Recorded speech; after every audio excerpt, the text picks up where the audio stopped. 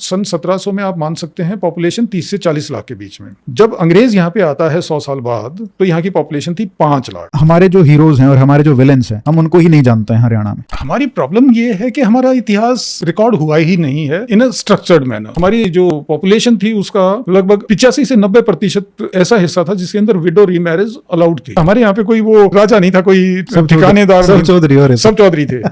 तो हर एक तब से ही चली आ रही है। हाँ, kind of sports Jat boy और गर्ल चूजेस, उसमें भी आपको दिखेगा वो इंडिविजुअल स्पोर्ट्स में ज्यादा एक्सेल करते हैं, टीम स्पोर्ट में कम एक्सेल। फर्रुखशियार की जो सीआर जो होता है ना, गीदड़, तो एक तरह से उस व्यक्ति का चरित्र भी गीदड़ वाला ही था। बंदा बैरागी का जो एक्चुअल क्रम क्षेत्र रहा है वो हरियाणा रहा है। मराठे तो लड़ रहे थे हिंदुस्तान के लिए और दुरानी लड़ रहा था इस्लाम के। नागा जो ये अपने सन्यासी होते हैं जो कुंभ में को लीड करते हैं, ये इस लड़ाई में उसकी तरफ थे, दुरानी की तरफ। नमस्ते सर, कैसे हैं आप? नमस्ते, बहुत बढ़िया, आप कैसे? बिल्कुल बढ़िया सर, वेलकम बैक।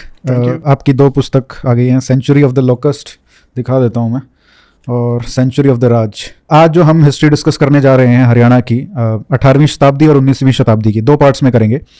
उसको बाहर के लोगों का तो छोड़ दीजिए, हरियाणा के लोग भी उस हिस्ट्री को नहीं जानते हैं।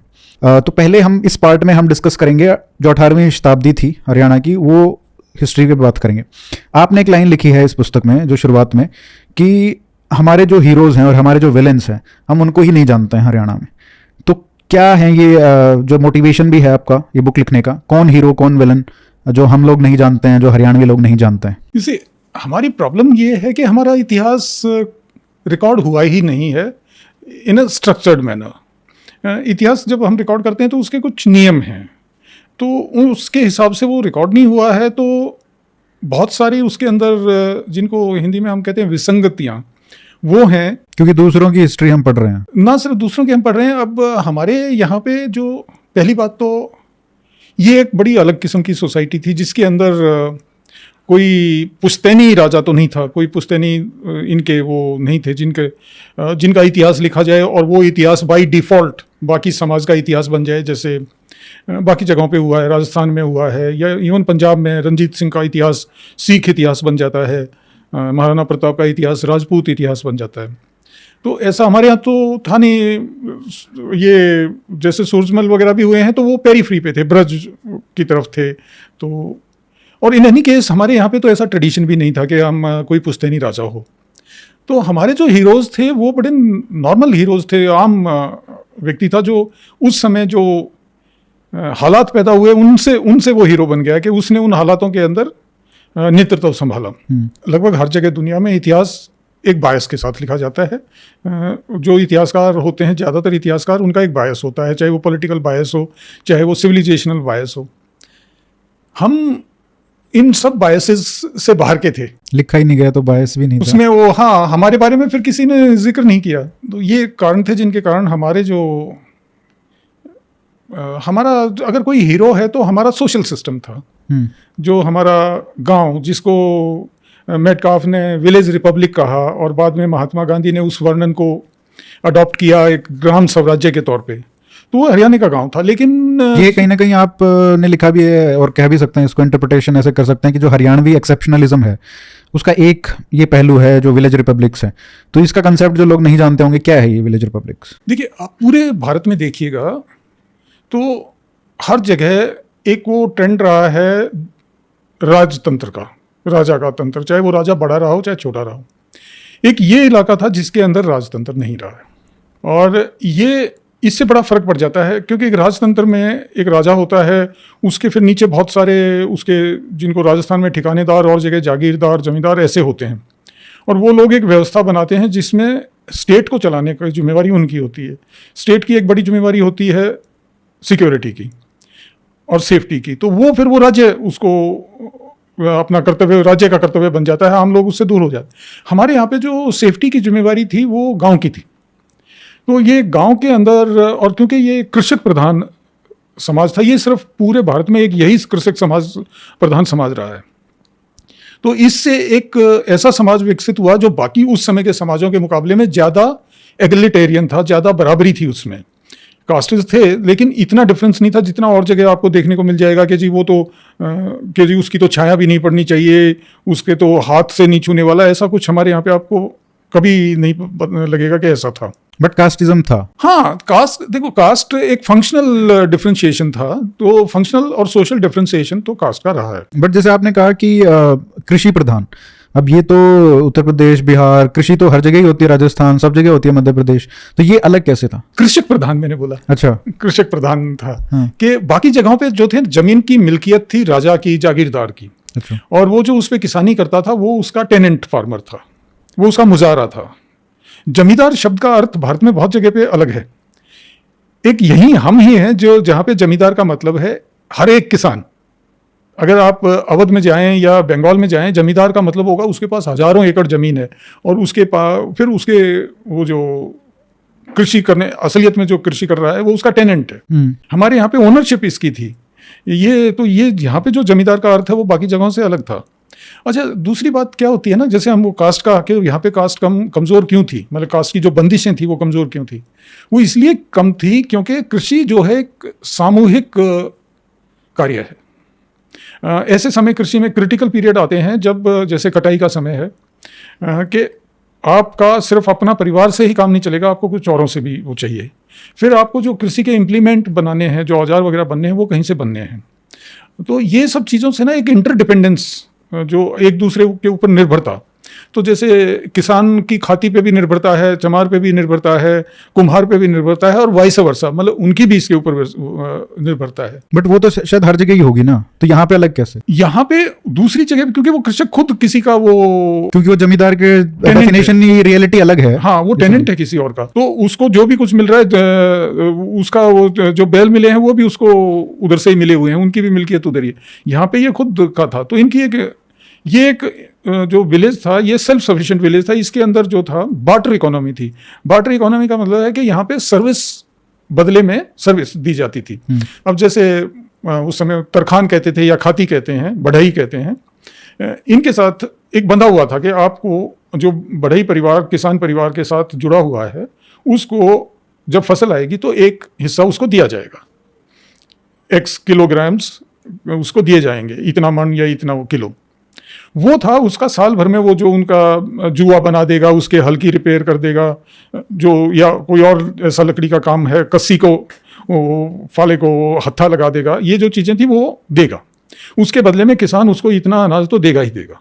तो ये एक इंटरडिपेंडेंस थी। उसके अलावा उसे कुछ चाहिए तो फिर उसको एक्स्ट्रा वो, लेकिन ये बार्टर था, इसमें कोई रेट नहीं फिक्स था कि इस साल अनाज का रेट ज़्यादा है तो मैं बढ़ई को इतना ही दूंगा, ऐसा नहीं था।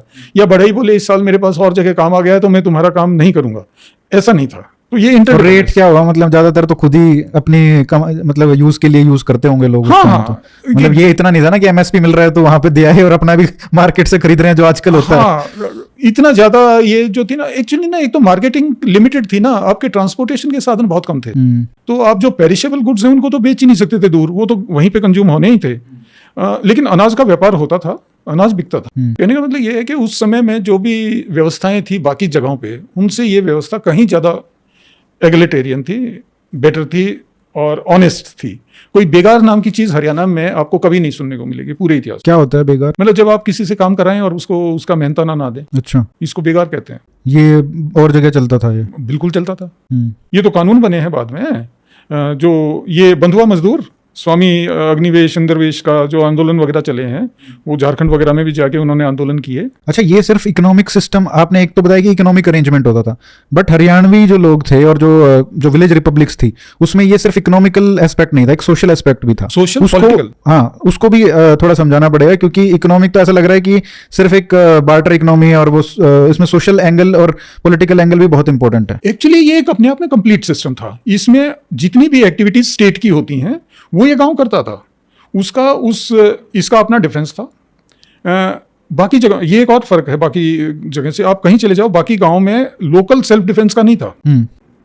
यहाँ पे हमारे गांव जो थे ये बाकी पूरे भारत से बड़े गांव थे। इनमें जमीनें जो थी वो गांव से किसान की हो सकता है 2-3 किलोमीटर दूर हो।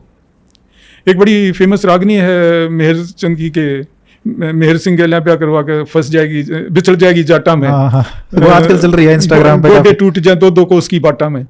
तो दैट्स अ फैक्ट। हम मेरे अपना एक खेत जो है वो मेरे मकान से कोई 1 कोस से ज्यादा है। तो ये जो था ये आपको कहीं नहीं मिलेगा। आपको राजस्थान में ढानियाँ मिल जाएंगी, आप पंजाब में चले जाओ वहाँ पे भी आपको मिल जाएंगे। यहाँ पे था, क्यों था? क्योंकि आपको डिफेंस की भी जरूरत थी, और आपको डिफेंड करने के लिए कोई राजा या कोई जमींदार के पास सेना नहीं थी कि वो आ जाएंगे। यहाँ तो आपको अपना ही करना था। तो हर एक गांव का, हमारे आप पुरानी ट्रेडिशन देखो, जैसे फिरनी में दरवाजा नहीं होता था, हमारी गलियां क्रॉस नहीं करती गांव की। अच्छा। जो हमारे गांव का पुराना हिस्सा है, आप अगर उसका नक्शा उठा के देखोगे, कोई गली आप इधर से गांव को उधर नहीं जा सकते, वो गली बीच से में जाके बंद हो जाती है। It was a defence mechanism कि अगर दुश्मन घुस भी गया इधर से तो वो यहीं तक पहुंच पाएगा। फिर ये था कि एक कंसेप्ट था खाप का, कंसेप्ट था ठोले का, कंसेप्ट था गवांड का। अब खाप का तो वो तो हर एक जाति की अपना वो होता था। तो जाटों में खाप का था कि भाई उनका जो क्लैन है, जो कॉमन इंसेस्टर से आते हैं, तो उनकी एक खाप बनती थी। तो शुरू में तो गांव जो थे वो ग्रुपिंग खापों से के अनुसार थी कि भाई एक उनका जो सेंट्रल गांव, मेन गांव होता था जहां से वो शुरू हुए थे, और बाकी गांव फिर जैसे जैसे जनसंख्या बढ़ती थी फैलते गए।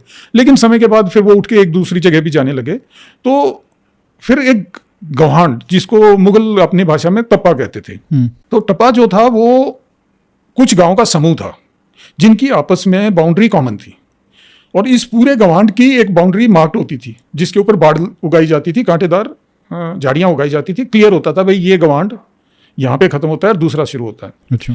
अब इस गवांड की जो रचना थी, वो उसका जो मुगल समय में उसका जो राज्य व्यवस्था थी उससे जुड़ती थी। कैसे जुड़ती थी कि वो गवांड का एक दस्तूर होता था, एक दस्तूर मतलब एक टैक्सेशन रेट होता था, और उस गवांड की जिम्मेवारी होती थी वो टैक्स देना। तो उस गवांड की अपनी एक पंचायत होती थी, उस पंचायत में हर एक गांव के रिप्रेजेंटेटिव होते थे। वो उस गांव की जो देनदारी बनती थी वो फिर उन सारे गांव से कलेक्ट करके उसको देते थे। अगर कोई खतरा आता था तो ये गांव इकट्ठे होकर उस खतरे का मुकाबला करते थे। इनमें से एक जो सबसे डिफेंसिबल गांव होता था उसके अंदर वो इकट्ठे हो जाते थे और वहां से वो, तो जैसे मैं आपको उदाहरण दूं तो बला गांव है पानीपत के पास, और छातर है कैथल के पास, और डीगल है, बेरी है, भाई काहनौर है। ये ऐसे गांव हैं जो आपको इतिहास में बार बार यहाँ पे लोग इकट्ठे होते मिलेंगे खतरे का मुकाबला करने के लिए। इसका एक इकोनॉमिक वो भी था कि ये जो गांव का समूह था, इनके अंदर आपस में जो ट्रेड होता था ना, थोड़ा सा मतलब जो जैसे भाई बैल बेचने हैं खरीदने हैं, जानवर बेचने हैं खरीदने हैं, किसी के गांव में जुलाहे जो है वो कपड़ा अच्छा बनाते हैं, वो तो उसके लिए वो जो मेले का सिस्टम था वो गवांड वाइज होता था, मतलब इस गवांड का मेला वहाँ पे लग रहा है। तो इस टाइप की जो सर्विसेज थी वो गवांड। तो ये जो एक बड़ी डेमोक्रेटिक सी व्यवस्था थी जो ठोले से शुरू होती थी। ठोला मतलब एक परिवार, बड़ा परिवार जिसके 4-5 चूल्हे हैं, उसके बाद पाना, और उसके बाद गाँव, गाँव के बाद गवांड। तो ये इकोनॉमिक, पॉलिटिकल और सेफ्टी वाला काम था, ये इस हिसाब से होता था। इसीलिए शायद हरियाणा का एक यूनिक एस्पेक्ट ये भी कि गांव और गवांड और खाप में आपस अपनी जो जाति है उसमें शादी नहीं होती। हाँ, अपना जो गोत्र है भाईचारा रखने के लिए, भाईचारा के लिए। खाप जो है वो सोशल है, वो तो सोशल है। ये जो इकोनॉमिक और पॉलिटिकल एस्पेक्ट्स थे ये गवांड के हिसाब से देखे जाते थे। आपको स्टेट से नेगोशिएट करना है, टैक्स के बारे में बात करनी है, डिफेंस अपना करना है, तो ये गवांड वाइज होता था। अगर आपको सोशल शादी ब्याह की बात करनी है तो फिर वो आपका खाप का हिसाब हो जाता था कि आप कौन से गोत्र से हो, कहाँ पे शादी हो सकती है। तो ये सिस्टम था, ये कंप्लीट अपने आप में सोशियो इकोनॉमिक पॉलिटिकल सिस्टम था जो अपनी व्यवस्था बड़ी अच्छी तरह से चला रहा था।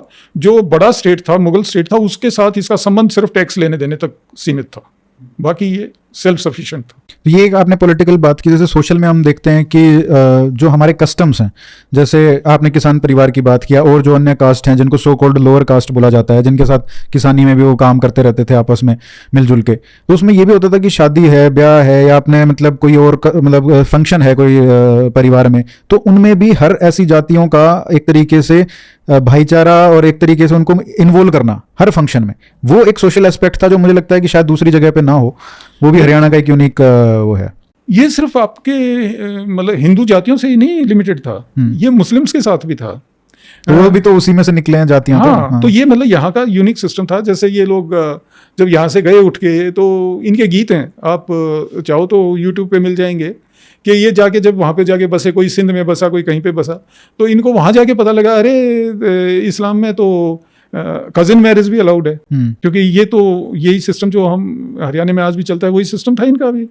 ये भी अपना गोद के हिसाब से करते थे। पंडित जी आता था मेयो की शादी में, तो अब तो मुझे नहीं पता, पर कुछ समय पहले तक शादियों में मौलवी भी और पंडित जी भी दोनों आते थे। अच्छा।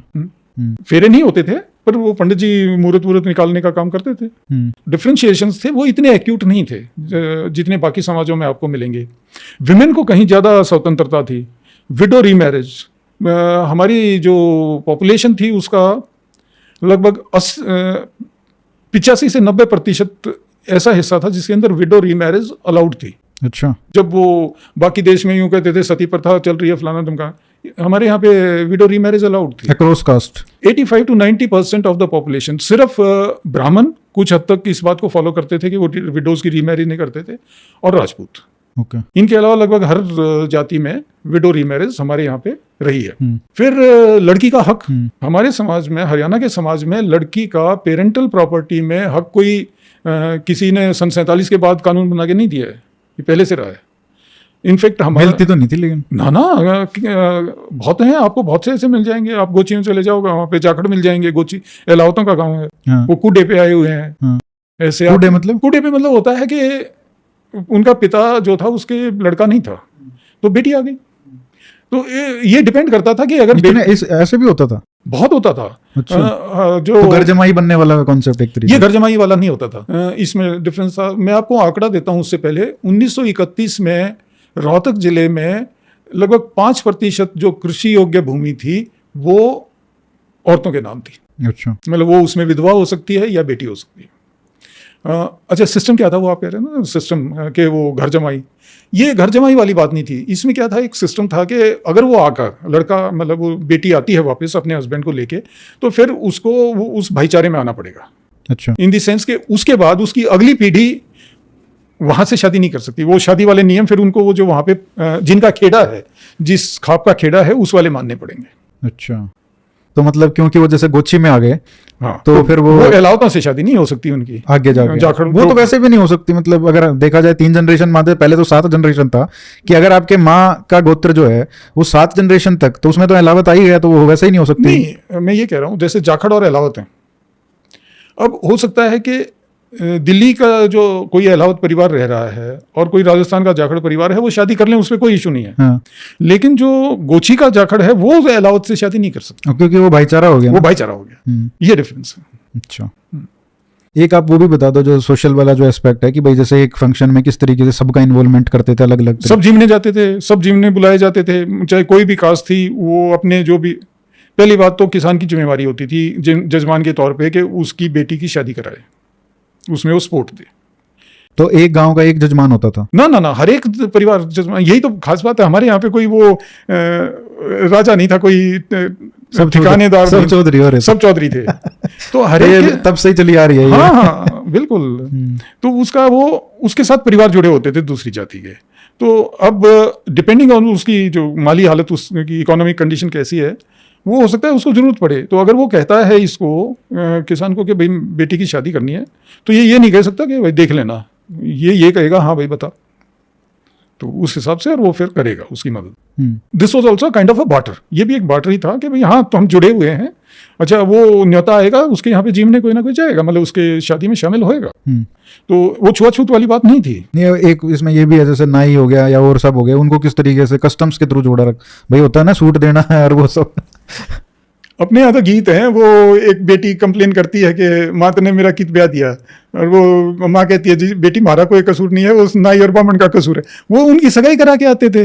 हमारे मतलब सगाई शादियाँ कराने का मेन जिम्मेवारी नाई की और ब्राह्मण की होती थी। वो बताते थे आके कि जी ये आपके बेटी के लिए ना वहाँ पे वो रिश्ता है, तो कहो तो बात चलाएं। ये कहते थे हाँ भाई ठीक।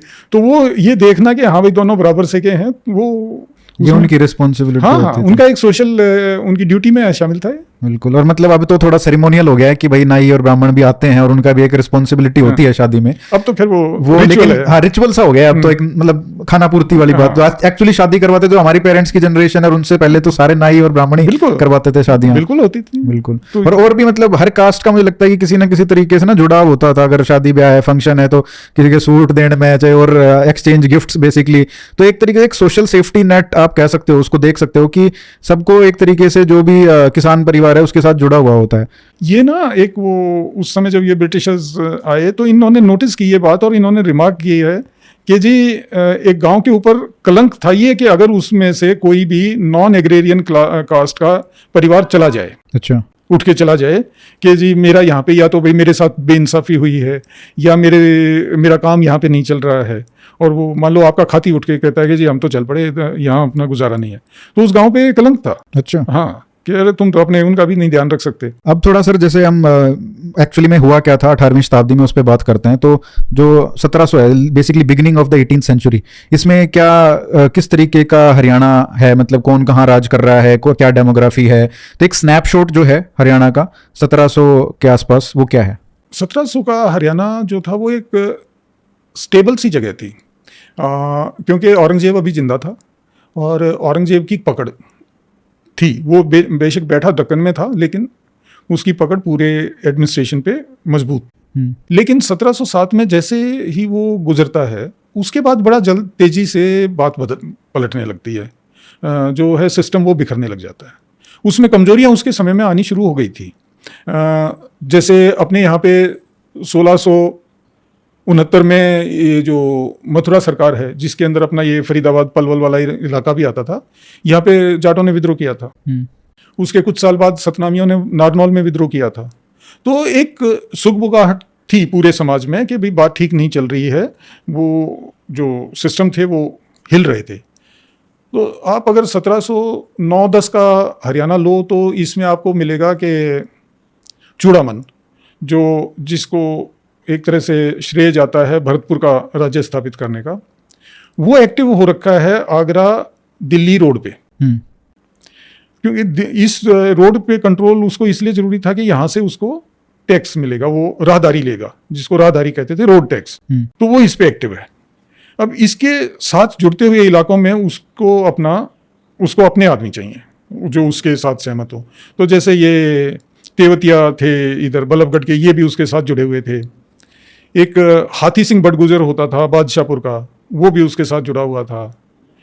दूसरी तरफ एक और ग्रुप था जैसे नंदराम अहीर, वो जो मुगल जो थे इसके उमरा, जो दिल्ली में मतलब उसके जो मेन तुरानी और ईरानी ग्रुप थे, उनमें से तुरानी ग्रुप के साथ यानी टर्की वालों के ग्रुप के साथ ये जुड़ा हुआ था।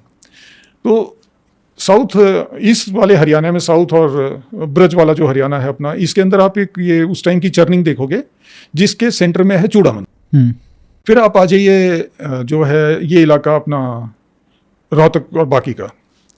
अब क्या था कि रोहतक और हिसार, रोहतक, महम, हिसार, ये इलाका माना जाता था जोर तलब। जोर तलब का मतलब है कि डिफिकल्ट टू गवर्न, इसमें गवर्नेंस थोड़ा सा मुश्किल है। यहाँ पे कुछ इलाका था जिसके अंदर रांगड़ बड़े स्ट्रांग थे, कुछ इलाका था जिसमें जाट बड़े स्ट्रांग थे, और ये लोग as a matter of routine ये स्टेट को रेजिस्ट करते थे। तो यहाँ पे वो जो नाजिम जो भी लगता था उसका काम मुश्किल ही रहता था। नॉर्थ हरियाणा में था वजीर खान नाम का, जो सिरहिंद का फौजदार था, वो कंट्रोल किए हुए था। जो आज के दिन सिरसा, फतेहाबाद या उससे आगे का इलाका आप जो लो, जिसको भटियाना कहते हैं, वहाँ था शाहदाग खान जो कसूर का नवाब था। उसके जिम्मेवारी में ये इलाका आता था। हांसी और इसके आसपास का इलाका था, एक मिर्जा परिवार था, उनके पास था ये इलाका। वो अजीम बेग नाम का मिर्जा, बहुत लंबा जिया, वो लगभग 100 साल से ऊपर का मरा है वो जाके। तो वो ये लगभग काफ़ी समय तक वो इसको कंट्रोल में रखा है। जहाँ तक दिल्ली और इसके आसपास लगता हुआ इलाका है, जैसे झज्जर है, झज्जर का क्या था कि ये आमतौर पे जागीर रहती थी किसी ना किसी ब्लड प्रिंस की। वो खुद इसमें कभी नहीं आगे रहता था, वो दिल्ली में ही रहता था। तो यहाँ पे वो कलाल थे, कलालों के बाद बलोच थे, उनको वो इस्तेमरारी दे देता था, वो उसका किराया पहुँचाते रहते थे। और वो तो ये मोटे तौर पे, और जहाँ तक दिल्ली और इसके आसपास बहादुरगढ़, नरेला, नजफगढ़, ये वाले जो हिस्सा है, इसके अंदर ज़्यादातर गांव थे तेउल। तेउल का मतलब है कि उनका जो भी टैक्स था वो सीधा बादशाह को भेजता था, उसने वो अपने परिवार में बांट रखा था, इस बेगम को ये 2 गांव हैं उस। अच्छा, हाँ, इस ढंग से। तो वो मोटे तौर पे ये दिल्ली देहात बेसिकली, दिल्ली और उससे आसपास के एरिया। तो ये आमतौर पे तेउल और माफी मतलब ऐसे इलाके जिनको किसी धार्मिक स्थल, जैसे निजामुद्दीन चिश्ती के लिए उसने कोई गांव दे दिया, इस ढंग से। अच्छा, तो ये दिल्ली के गांव ज्यादातर तेउल और माफी थे। और डेमोग्राफिक्स क्या था पूरे हरियाणा का इस टाइम पे? कौन कौन सी, क्या पॉपुलेशन थी, कौन सी कास्ट का कितना परसेंटेज था? 1700 में आप अंदाजा ये रहेगा कि हरियाणा की पॉपुलेशन लगभग 30 से 40 लाख के बीच में थी। अच्छा। और इसमें थे लगभग 22% जाट, लगभग 26% मुस्लिम, जिनको बांट सकते हो आप। रांगड़ थे लगभग 5.5% के आसपास रांगड़ होंगे, लगभग 4% के आसपास मेव रहे होंगे, और बाकी बलोच थे, पठान भी थे, शेख थे, कसाब थे, कसाई थे, ऐसे इनकी सारी कास्ट मिला के लगभग इतना नंबर इनका आता था। सबसे बड़ा उसमें रांगड़ थे? सबसे बड़ा ग्रुप रांगड़ था। ब्राह्मण थे वो आप मानो लगभग 8%, और बनिया लगभग 6% होंगे मोटे तौर पे। जमीन की ओनरशिप थी जाटों के पास थी लगभग 62% जो जमीन थी, रकबा वो जाटों के पास था। उसके बाद राजपूतों के पास लगभग 22-23% था। 22-23%? हाँ, रांगड़ों के? रांगड़ और हिंदू राजपूत दोनों को मिला के। अच्छा। तो इनके पास, हाँ, इनके पास औसत होल्डिंग जो थी इनकी बड़ी थी, औसत जाट होल्डिंग से इनकी, मतलब हाँ, क्योंकि काफी बड़ी होनी चाहिए उस हिसाब से अगर देखा जाए तो, क्योंकि 10% के आसपास पॉपुलेशन रही होगी हिंदू राजपूत प्लस रांगड़। हाँ। और उसमें अगर आप 26% अगर आप कह रहे हो 22%, मतलब आप यूं मानो कि अगर एक जाट के पास औसत 2.5 एकड़ थे तो एक रांगड़ या राजपूत के पास 3 एकड़ थे। अच्छा, मतलब मार्जिनल था बट ज्यादा था। मार्जिनल था पर ज्यादा था। और अहीरों के पास भी होगी जमीन? नहीं, अहीरों के पास बहुत कम जमीन थी। ज्यादातर अहीर बांटे पे खेती करता था। अच्छा। साउथ हरियाणा में भी इनका जो एक्चुअली ये जो थे ना, जो खुद क्या था कि अहीरों का एक अलग सिस्टम रहा है, सोशल, इनका सोशियो पॉलिटिकल सिस्टम अलग रहा है। ये एकमात्र जाति है हरियाणा में जिसका एक ट्रेडिशनल हेड रहा है। इनका एक परिवार हेड रहा है, जो बोलनी वाला परिवार है, ये इनका हेड रहा है। क्या है ये? बोलनी? हाँ, बोलनी गांव से है ना इनका निकास। अच्छा। जिसके ये आज के दिन कई हिस्से बने हुए हैं। राजेंद्र जीत, एक और वो कौन है, क्या नाम है उसका, है एक अर्जुन या कुछ ऐसा नाम है। तो ये कई हैं जो बाद में कोई नंगली पठानी का बन गया, कोई रामपुरा का बन गया, कोई। अच्छा। पर एक्चुअली इनका जो ओरिजिनल निकास है, मतलब अगर आप इनको बाकी हरियाणा की भाषा में कहो तो इनका खेड़ा जो है वो बोलनी है। ओके। तो इनको बोलनी परिवार भी कहा जा सकता है। तो ये इनका हेड रहा है ट्रेडिशनली बोलनी परिवार से, ठीक। जो बाकियों में नहीं था। मतलब हरियाणा के इवन राजपूतों में कोई ट्रेडिशनल हेड नहीं था। उनका वही पंचायत सिस्टम, जैसे जाटों का, रांगड़ों का, राजपूतों का सेम सिस्टम था हरियाणा का। इनका एक सिस्टम था जिसमें इसी परिवार से इनका चौधरी बनता था।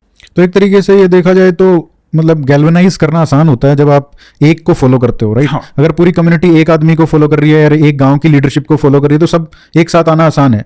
लेकिन अगर आप हर एक गांव में और एक हर एक घर में एक अलग से चौधरी बना हुआ है तो फिर वो तो कोई किसी की सुनेगा नहीं। ये जो इंडिविजुअलिस्टिक ट्रेट है ना, हर एक एस्पेक्ट में आपको दिखेगा, आज भी दिखेगा। Kind of sports Jat boy और गर्ल चूजेस, उसमें भी आपको दिखेगा। वो इंडिविजुअल स्पोर्ट्स में ज्यादा एक्सेल करते हैं, टीम स्पोर्ट में कम एक्सेल करते हैं। देख लो आप, आज के दिन देख लो। हाँ। तो ये है पॉलिटिक्स में तो दिख ही रहा है। हाँ, पॉलिटिक्स में तो है ही है। तो ये सिर्फ एक, मतलब ये थे काफी इंटरेस्टिंग। और ये मतलब जैसे राजपूतों में भी ऐसा ही होता था। हरियाणा का राजपूत, हरियाणा का राजपूत, हरियाणा का रोड, हरियाणा का रांगड़, हरियाणा का मेव, हरियाणा का जाट, सेम प्रॉब्लम, सेम या प्रॉब्लम कह लो या अच्छा ही कह लो। हाँ। जो आपको कहना है, लेकिन टाइम के हिसाब से अलग अलग। हाँ, इनका कभी वही आपके काम आ जाती है, कभी आप मार खाते हो उसमें। बिल्कुल, more democratic but difficult to govern. तो इनका ये था। तो इनके ये थे कि जो गांव तो वो उस परिवार ने बसाए, उनकी जमीन की ओनरशिप तो उस परिवार की थी। जो अहीरों के गांव, उन्होंने खुद कोई जमीन, मतलब कोई जंगल तोड़ के बनाई, कोई नया गांव बसाया, वो वहां पे उनकी ओनरशिप खुद की थी। लेकिन इस्तमरारी बोलनी परिवार के पास ही रहती थी। इस्तमरारी मतलब रेंट एजेंट, मतलब जैसे जाटों में तो ये था ना कि भाई ठोड़ेदार बदल जाएगा, हो सकता है इस बार एक्स हो लेकिन इसके मरने के बाद वो वाई परिवार के पास चला जाए। इनके यहाँ पे वैसा नहीं था। इनके यहाँ पे जो इस्तेमरारी थी वो फिक्स थी। तो ये डिफरेंस था। सिर्फ ये एक कम्युनिटी थी हरियाणा में जिसका। तो वो क्या टैक्स लेते थे? इस्तेमरार का मतलब होता है, हाँ, रेंट कलेक्टर। एक तरह से मैं इसका सबसे नजदीक का उदाहरण दूं तो टोल बैरियर पे जो नहीं ठेकेदार बैठता, अच्छा, आने जाने वाली गाड़ियों से टैक्स लेगा, ठीक, और उसके बदले में उसको कुछ परसेंटेज रख लेता है, वो बाकी वो सरकारी खजाने में देता है। ये इस्तेमरार का काम था। एक एरिया जो बाकी हमारे डिस्कशन में जो कई लोग कंप्लेंट भी करते हैं कि नॉर्थ हरियाणा की ज्यादा बात नहीं करते हो, आप सारे वहीं रोहतक झज्जर में घूमते रहते हो। तो हमने साउथ हरियाणा की डिस्कस कर ली। साउथ हरियाणा में ब्रिज वाला जो एरिया है उसकी डिस्कस कर ली। मेवात का तो ऑफकोर्स। नॉर्थ हरियाणा की भी कहीं ना कहीं आपने बोल दिया, सरहिंद वाले एरिया में वो आता था, वजीर खान था, जींद तक भी आप उसी में कहीं ना कहीं लगा। सोशली अगर आप देखो ना तो नॉर्थ हरियाणा में उस समय रांगड़ डोमिनेट थे। हाँ, ये भी एक क्लीन सेपरेशन कहीं ना कहीं देखने को मिलता है कि रांगड़ और राजपूत वो नॉर्थ हरियाणा में डोमिनेट कर रहे हैं और उससे नीचे फिर जाट आ जाते हैं और उससे नीचे फिर अहीर आ जाते हैं। No, actually Ahirwal population wise मैं कह रहा हूँ। हम पॉपुलेशन वाइज भी ऐसा नहीं है, जिसको आप चलो इसको आप समझिए पुराने गुड़गांव के हिसाब से, हम पुराना गुड़गांव जिला लेते हैं, उसमें ये सारा मेवात अहीरवाल ये सब आ जाएगा। इसमें क्या था कि इसको बिघौत भी कहते हैं, जो अहीरवाल कहते हैं। अगर आप किसी मेव से बात करोगे तो इसको बिघौत बोलेगा। अच्छा, यहाँ की भाषा को बिघौती बताएगा। अब जो ये एरिया है ना, ये आप यूं मानो कि इसका जो टॉप पोर्शन है वो एक तरह से आप इसको एक तीर की तरह मानो कि ये दिल्ली की तरफ है।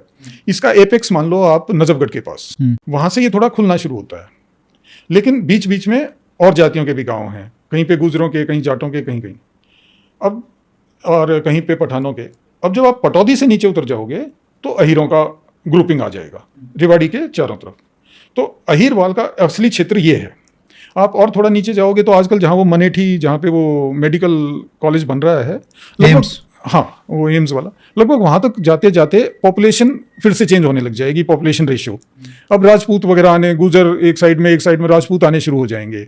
और आप वो जो दौसी हिल्स जिनको कहते हैं, उनको एक बार क्रॉस कर जाओगे तो फिर राजपूत मेजॉरिटी में आ जाएंगे, और उसके बाद जाट होंगे और ये हो जाएंगे।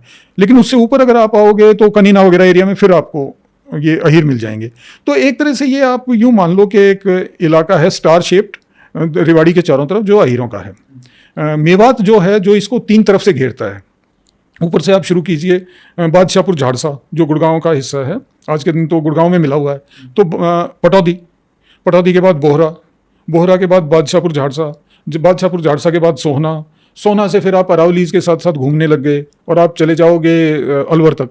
इस पूरे एरिया के अंदर अदर कास्ट डोमिनेंट है। तो ये इसका सोशल मिक्स है, काफी मतलब कॉम्प्लेक्स है इसमें। हाँ, सब चीज का मिक्स है इधर। हाँ बिल्कुल। और सोना से इसलिए एक राजपूत एमएलए भी होते थे ना, तो उधर उनकी पॉपुलेशन सब्सटेंशियल है। हाँ वो अब तो खैर इनमें सभी जगह डेमोग्राफी चेंज हो रही है, बट दिस वाज ये उस समय तो अब तो खैर पूरे सभी मिक्स हो गया ना, अब तो पूरा शहर बन गया वो। तो आप अगर 1700 में देखो ना, तो आप अगर रेवाड़ी से चलो, रेवाड़ी के पास के इलाके में बोलनी और उसके आसपास के इलाके में नंदलाल अहीर है, और ऊपर आए तो पटौदी के आसपास आपको ये बलोच मिल जाएंगे। ये जो फर्रुखनगर और पटौदी वाले, ये इस इलाके को डोमिनेट कर रहे हैं, जो कि चले गए 47 में। हाँ, आप और ऊपर आओगे तो भाई बादशाहपुर झाड़सा, ये गुजर डोमिनेट कर रहे हैं। हाथी सिंह गुजर, बड़ गुजर जो था वो है। लेकिन बड़ गुजर वो तो राजपूत था ना, दोनों क्लेम करते हैं। कुछ भी मान लो। और आगे चले जाओ तो आप सोना वगैरह, सवालिया मेव था, उसके आजकल भी आपको गीत उसकी वीरता के सुनने को मिल जाएंगे आपको। उधर से घूम के आप फिरोजपुर झिरका वगैरह चले जाओ, वो भी खानजादा और मेव दोनों मिलेंगे। और इनमें जो, और अगर आप और परली तरफ चले जाओ प्लेन वाला एरिया, तो वो फिर ये तेवतिया जाट आ जाएंगे। आप पलवल में चले जाओगे तो फिर वो मुसलमान आ जाएंगे। और इन सब में से सबसे पावरफुल था चूड़ामन। आप अब अगर उधर की तरफ चलोगे, जीटी रोड बेल्ट पे जो था, आप दिल्ली से चलोगे तो जाट एरिया था, वो तेउल वगैरह, माफी गांव, ये नरेला बवाना वगैरह वाला एरिया, नारा नारी दैयाओं का एरिया आ जाएगा। फिर उससे ऊपर आप जाओगे तो ये जगलान और मानो का एरिया आ जाएगा, बला वगैरह वाला एरिया। पानीपत उस समय एक बड़ा शहर था, जिसके अंदर इस्लामिक टीचिंग्स का बड़ा सेंटर था। और उसके बाद उसके आप वेस्ट में जाओगे तो भाई रंगड़ों का एरिया आ जाएगा, वो एक वहाँ पे स्क्वायर सा बनता है, धातरा छातर और ये गांव मिला के उनका गढ़ था मेन। और आप उससे ऊपर जाओगे तो फिर ये सिद्धू, समन्ना वगैरह के आसपास, वहाँ पे ये सिद्धू जाट जो थे वो थे, और भाई रंगड़ के भी वहाँ पे बड़े स्ट्रॉन्ग गांव थे। उसके बाद आप फिर घग्गर के साथ साथ नीचे को आओ तो आपको फिर ये पछाड़े मिलेंगे, भाटी मिलेंगे। तो राजपूत, हिंदू राजपूत बेसिकली। पछाड़े और भाटी मेजॉरिटी तो मुसलमान थे। अच्छा, तो वो रांगड़ी हो गए ना? वो अपने आप को रंगड़ नहीं कहते, वो अपने आप को भाटी कहते हैं। अच्छा, बट थे मुस्लिम वो। हाँ। तो बेसिकली मतलब एक तरीके से जो नॉर्थ हरियाणा का है, वहाँ पे कहीं ना कहीं आपको देखने को मिल रहा है रांगड़ या राजपूत। और ये जो बागड़ी वाली जो बेल्ट है, जो आपका हिसार से भिवानी और ये नीचे तो शाम लोहारू तक आती है, इसमें भी काफी सब्सटेंशियल पॉपुलेशन होती थी राजपूतों की। उस समय नहीं, ये बाद में आएगी। ये आएंगे 1780 के बाद, 1783 के बाद। जो आज के दिन आप पॉपुलेशन देख रहे हो ना इस एरिया की, ये 1783 के बाद की है। वो हम डिस्कस करेंगे at the end of this episode. तो ये हमने डिस्कस किया कि 1700 के आसपास क्या क्या पोजीशन थी, कौन सी कास्ट कहाँ थी ज्यादातर, और कौन कहाँ पे राज कर रहा था। अब इसके बाद ये आते हैं कि बहुत सारे जो 18वीं शताब्दी है हरियाणा में, उसने इतना ब्लडशेड और इतना संघर्ष और इतना मतलब क्या कहें कि मौतें देखी हैं, बहुत बड़ा संघर्ष देखा है, तो वो उसकी थोड़ी बात करते हैं क्योंकि बहुत लोगों को नहीं पता है। एक तो नेचुरल और मैन मेड, बेसिकली दोनों ऐसे बड़े फैक्टर्स रहे। तो हम पहले मैन मेड वाली बात करते हैं, जो राजाओं के दमन रहा, जो मुगलों का आप शुरुआत कर सकते हो, सिखों का बाद में आना शुरू हो गया, उसके बाद फिर मराठाओं का एक बहुत बड़ा रोल यहाँ पे रहा और किस तरीके से उन्होंने राज किया, जो एक फिर हम आएंगे कि पानीपत का जो तीसरा युद्ध है वो उसका उस पर क्या इम्पैक्ट पड़ता है। तो आप ये बताइए कि जो आम, जैसा आपने कहा कि क्योंकि एक कृषक प्रधान था तो लोगों का मेन ऑक्यूपेशन तो एग्रीकल्चर था और उसी से सारा पूरा इकोनॉमी सस्टेन हो रहा था, पूरा गांव social economic political system sustain हो रहा था। तो मुगलों का, क्योंकि ये खलीसा लैंड जो बोलते हैं उनके डायरेक्ट कंट्रोल में था ज़्यादातर एरिया, तो उनका क्या सिस्टम था और कितने लोग मतलब परेशान थे या क्या थे, उनका क्या संघर्ष हो रहा था मुगलों के साथ? देखो, जैसे मैंने बताया कि इस एरिया को माना जाता था जोर तलब। जोर तलब मतलब हासिल, एक एरिया होता था जिसको हासिल कामिल कहते थे, मतलब हासिल कामिल आसानी से जो आसानी से मिल जाएगा, और एक इलाके को कहा जाता था जोर तलब। हरियाणा जो था वो जोर तलब एरिया माना जाता था कि भाई यहाँ पे किसान जो 90% जो आपका रेवेन्यू था वो कृषि से आता था, जो तो किसान अगर आपको आराम से दे रहा है तो ठीक है, नहीं तो जोर तलब। हरियाणा का किसान जोर तलब रहा है।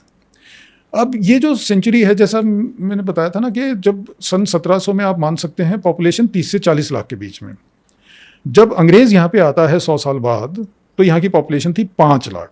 5 लाख? 5 लाख, मतलब एग्जैक्ट तो हमें नहीं कहना चाहिए, तो आप यूं कह सकते हो 5-7 लाख। अच्छा, हाँ, मतलब एग्जैक्ट ही होगी लगभग 30-40 लाख और 5-7 लाख। इतना तो कहाँ गए ये लोग इतने सारे? ये सारे इस दौरान नेचुरल कॉजेज या मैन मेड कॉजेज के कारण मरे। अब ये जो है, ये एक जैसे गांव विलेज रिपब्लिक हमारी विशेषता है, ये भी एक विशेषता है कि हमारा इतना बड़ा नुकसान हुआ और आपको इसका कहीं इतिहास में जिक्र नहीं मिलेगा। तो इसको स्टोइक बिहेवियर बोला जाएगा या एक तरीके से एमनीशिया बोला जाएगा? हिस्टोरिकल एमनीशिया और stoic behaviour on part of local, कि उसको तो ये था कि भाई ये तो हमारे हमेशा से नियति रही है। और हिस्टोरियंस का I would call it a laziness on part their part के, और maybe they are just not interested, they did not think it is important enough कि एक समाज को इतना नुकसान हो गया और उनको कोई जिक्र नहीं है। इट्स अ प्रूवन फैक्ट कि हाँ ये हुआ है, और ये दोनों कारणों से हुआ है, मैन मेड भी और नेचुरल भी। जब सिस्टम खत्म होता है ना, तो लोगों को नहीं पता है, समझ में नहीं आता बगैर जिए कि जब सिस्टम खत्म होता है तो क्या होता है। जब अफरा तफरी, अनारकी या जब फैलती है तो होता क्या है असलियत में, डॉग ईट डॉग वर्ल्ड में क्या रियलिटी होती है, लोगों को नहीं समझ में आती बगैर जिए। 1707 में औरंगजेब मरा, उस समय तक एक वो बेशक अन्यायी था लेकिन एक स्टेबल सिस्टम था। आपको उस सिस्टम का पता था ये कैसे काम करेगा। वो सिस्टम बाकियों को नहीं खड़े होने दे रहा था, वो खुद एक्सप्लॉइट कर रहा था, वो किसी और को एक्सप्लॉइट नहीं करने दे रहा था। अब जब ये सिस्टम कोलैप्स हुआ तो एकदम से तो नहीं कोलैप्स हुआ, धीरे धीरे कोलैप्स हुआ। तो लेकिन इसमें बहुत सी बातें ऐसी होती हैं जिनके कारण आम व्यक्ति को बहुत नुकसान होता है। अब जैसे फर्रुख शियार आता है, फर्रुख शियार की जो सियार जो होता है ना, गीदड़, तो एक तरह से उस व्यक्ति का चरित्र भी गीदड़ वाला ही था। वो जो उससे कमज़ोर था उसके साथ बहुत बुरा व्यवहार करता था, और जो उससे मजबूत था उसके सामने वो सरेंडर कर देता था। अब वो समय था जिसमें उसकी मुठभेड़ होती है बंदा बैरागी से। बंदा बैरागी कहने को आज आप किसी से हरियाणा हिंदुस्तान में बात करो तो वो बात करेगा कि वो तो पंजाब में हुआ होगा, लेकिन एक्चुअली बंदा बैरागी का जो एक्चुअल क्रम क्षेत्र रहा है वो हरियाणा रहा है। बिल्कुल। और यहाँ पे उस समय जो विद्रोह हुआ है, जो बंदा बैरागी ने जिसका नेतृत्व किया है, और उसमें ये जो अपना किसान हैं, किसान और चमार, ये वर्ग आगे बढ़ के उसमें हिस्सा लिया है। चूड़े उसकी सेना में बहुत थे। तो ये इन्होंने विद्रोह किया, तो जो सिस्टम था उसने भी इनके खिलाफ बहुत सख्त कार्रवाई की है। तो गांव के गांव उजड़े हैं, गांव के गांव जले हैं। बंदा बैरागी ने अगर रंगढ़ों के गांव को उजाड़ा तो भाई उसके बाद फर्रुख शियार ने वही काम हिंदुओं के गांव के साथ किया। तो उसके बाद क्या है कि ये सिस्टम, फर्रुख शियार ने एक तरह से इस सिस्टम को बहुत हॉलो कर दिया। उसका अपनी ही प्रजा से, उससे मेन टैक्स देने वाला कौन? किसान। और वो किसके साथ मारकाट मचा रहा है? किसान के साथ। तो वो उसका सिस्टम डगमगाना ही था। उसके जो ग्रुप थे दरबारियों के, उनके बीच में आपस में प्रॉब्लम, तो एक दरबारी ने उठा के नॉर्थ हरियाणा वाला हिस्सा पकड़ने की कोशिश की, दूसरे ने साउथ हरियाणा वाला पकड़ने की कोशिश की। और फिर आता है नादिर शाह सन 1739 में। तब तक सिस्टम फिर भी थोड़ा बहुत स्टेबल है। विद्रोह हो रहा है, उसको दबा दिया जाता है, लोगों को नुकसान होता है, वो फिर से अपने काम पे लग जाते हैं। 1739 में आप यूं मान सकते हो कि मुगल साम्राज्य का अंत हो गया। जो मोहम्मद शाह रंगीला था वो एक तरह से उसके बाद बादशाह आलम दिल्ली ता पालम, इतना सा रह गया, दिल्ली से पालम तक का उसका राज्य रह गया टाइप, वही तेउल गांव उसके रह गए, बाकी सारा उससे निकल गया। अब अफरा तफरी का एक अलग ही लेवल शुरू हो जाता है सन 1740 के बाद। इसमें क्या है कि ज़्यादातर जो मेन प्लेयर्स हैं वो हैं, कहीं पे कोई रॉबर बैरन खड़ा हो रखा है, कहीं पे कोई जो खुद जो इसके उमरा है, मतलब जो दरबारी हैं मेन, वो एक दूसरे के गांव को लूटते हैं। रोहिला जो हैं वो दोआब से निकल के इधर हमला कर रहे हैं, इधर से लोग जाके उस तरफ हमला कर रहे हैं। तो नारा नारी के दयाओं ने उठा के जब नादिर शाह जा रहा था तो उसके काफिले को लूट लिया। इस ढंग से एक तरह से पूरा अफरा तफरी का माहौल ये हो जाता है। लेकिन इस दौरान सिख जो हैं वो क्वाइट हैं, उनका कोई वो नहीं है। मराठे भी अब तक यहाँ नहीं पहुंचे हैं। 1737 में वो एक बार आता है बाजीराव, इधर बादशाहपुर के पास एक मुगल टुकड़ी को वो हरा देता है और उसके बाद वापस चला जाता है। 1752 में वो प्रॉपरली नॉर्थ में आते हैं, उनको इस्तमरारी मिल जाती है खालिसा लैंड की, यानी कि वो अब हरियाणा में टैक्स कलेक्टर मराठे हैं बादशाह के बिहाफ पे। और 1755 से सिख भी आना शुरू करते हैं। अब ये जो दोनों शक्तियां हैं, ये ऐसी शक्तियां हैं कि ये राज नहीं करना चाहती, ये राज करने की जिम्मेवारी नहीं लेना चाहती, ये सिर्फ जो हासिल हो रहा है उसको ही हासिल करना चाहते हैं। एक तरफ है पेशवा, वो क्या करता है कि इनके बीच में जो उसके सरदार थे मेनली सिंधिया और होलकर, इनका और वो खुद का इस रंग से हिस्से बांटता है कि किसी के पास एक पूरा हिस्सा नहीं है। अब जैसे मान लो मुंड का गांव है वो पेशवा का है, तो जी बहादुरगढ़ जो है वो सिंधिया का है, और जी नरेला जो है वो होलकर का है। तो एकदम जिगजैग उसका इंटेंशन है, ये वो जानबूझ के कर रहा है ये, ताकि उसको कंसोलिडेट करने की जगह ना मिले। और इसका नुकसान क्या है कि अब वो पेशवा वाला जो मुंडका गांव है उसको तो सिंधिया वाला जाके उससे टैक्स लेने लगता है। वो कहता है यार कल तो पेशवा वाले आए थे, आज तुम आ गए हो, नहीं देते हैं तो झगड़ा। परसों वो होलकर वाले गांव में पेशवा वाले चले जाते हैं नरेला में कि टैक्स, तो वो कहते हैं यार कल तो वो लेके गया है होलकर वाला। तो एक तरह से लोगों का राज व्यवस्था से विश्वास उठ जाता है। एक ये बहुत बड़ी बात है कि अब वो जो आम किसान है या गांव वाला है उसका राज व्यवस्था से विश्वास उठ गया। अब सिख आता है, वो कहता है मेरे को राखी दो, मैं तुम्हारा प्रोटेक्शन करूंगा। राखी क्या है कि भाई मैं फिर और किसी को नहीं आने दूंगा। वो कहते हैं भाई तू क्यों आया है, तेरा क्या लोकल स्टैंड आई है। वो मराठे तो पर्चा लिए घूम रहे हैं कि उनको बादशाह ने नियुक्त किया है, तेरे को किसने नियुक्त किया है। मैंने अपने आप को खुद को नियुक्त किया है, मैं धर्म का रक्षक हूं, मैं तो राखी दो, नहीं दोगे तो झगड़ा होएगा, उनके साथ झगड़ा होएगा। तो हफ्ता बेसिकली, हाँ हफ्ता लेने को आ जाते हैं। रोहिला तो पहले से ही आ रहे थे, वो अभी भी आ रहे हैं। तो उसका असर ये है कि अब लोग डिसाइड कर लेते हैं कि भाई हमने लड़ाई करने के बाद अगर कोई ले जाएगा तो ले जाएगा, नहीं तो देखी जाएगी। तो अब इसमें जो समय आपका खेती करने में लगना चाहिए वो अपनी प्रोटेक्शन करने में लग रहा है। अगर आपका कोई छोटा गांव है तो वो अपने आप में सर्वाइव नहीं कर सकता, वो लोग उठ के और बड़े गांव में आ जाने। अब खेत और भी दूर हो गए, जो पहले 2 कोस दूर थे अब वो 10 कोस दूर हो गए खेत, तो कैसे उसमें खेती करेंगे। खेती भी जब करनी है तो मान लो आप खेती कर रहे हो तो सबसे पहले वहां पे आपको एक मचान बनानी पड़ती है जिसके ऊपर खड़ा आदमी पहरा दे रहा है, और कि जैसे ही उसको कहीं धूल उठती दिखी कि अच्छा भाई वो उधर से घोड़े आ रहे हैं तो वो एकदम शोर मचाएगा और सब लोग वो खेती का काम छोड़ के इकट्ठे हो जाएंगे, लाठी उठा के, औरतें बीच में हो गई भाग। मतलब एक तरह से आप अब अपने काम में समय नहीं लगा रहे हो, अपने बचाव में समय लगा रहे हो। तो इसका असर ये पड़ता है कि पॉपुलेशन जो है वो बहुत सारी उन जगहों को छोड़ के, और सेफर, अब सेफर क्या है, सेफर तो कुछ बचा नहीं है, दिल्ली है कंपेरेटिवली, तो बहुत सारा मूवमेंट होता है दिल्ली की तरफ। अच्छा, हरियाणा से? हाँ, इन सारे इलाकों से पॉपुलेशन कंसंट्रेशन दिल्ली की तरफ होती है। तो दिल्ली में लेबर रेट कम हो जाता है, अब लेबर ज्यादा आ गया तो दिल्ली में काम कराओ लेकिन उसको जो मन मर्जी वो दो, लोग भूखे मरने लगते हैं। जरा सी बात पे झगड़ा शुरू हो जाता है, अपराध बढ़ जाता है, तो ये हालत हो जाती है। तो फिर ये जो रेजिस्टेंस है वो भी आता है कहीं से कि मराठाओं के खिलाफ या फिर सिखों के खिलाफ, क्योंकि आज जैसे बात होती है सिखों की बात कर लेते हैं और बंदा बैरागी की उसके साथ ही बात कर लेते हैं। आपने बुक में काफ़ी एक चैप्टर डेडिकेट किया है माधव दास बैरागी, और जो बंदा बैरागी आज बोला जाता है, और ये भी बहुत लोग सिख जो हैं वो उसको सिख ही मानते हैं, जबकि कोई एविडेंस नहीं है कि उसने सिखी में कन्वर्ट किया हो कभी। और आखिर में जब वो लड़ाई कर रहा है, जब वो पंजाब की तरफ जा रहा होता है, तो जो एक भाग है सिखों का वो उसको छोड़ के चले जाते हैं, बेसिकली अबेंडन कर देते हैं हाँ उसको, हाँ and he is left alone basically. तो एक तरीके से वो भी है, और फिर उसके बाद जो हरियाणा के जो लोग हैं उनके साथ जो सिखों का इंटरेक्शन है, जो वहां से दल आ रहे हैं, और उनकी भी रेड्स होती थी बेसिकली, और वो एक डिसाइडेड होती थी कि दशहरे के बाद हर बार वो करते थे। तो ये पूरा हिस्ट्री क्या है? गुरु गोविंद सिंह के जाने के बाद बंदा बैरागी जो था उनका कोई ना कोई संबंध तो खैर गुरुजी से था, लेकिन कन्वर्जन का कोई वो नहीं है। उसके बाद बंदा बैरागी आते हैं, और बंदा बैरागी 1715 तक एक्टिव है, 1709 से लेके। तो बंदा बैरागी जो आते हैं, सबसे पहले जो रीजनेबल एविडेंस है वो ये है कि वो सबसे पहले वाया नागौर आते हैं हिसार, और हिसार में उनको लोग अच्छा रिसीव करते हैं, जो हिंदू हैं उनको काफ़ी उनके भगत बनते हैं, क्योंकि उस टाइम पे तो सिख तो थे ही नहीं। ना कोई नहीं था हिसार में, तो ना कोई नहीं था। वहाँ से वो वाया तोशाम, भिवानी, नारनौल जाते हैं।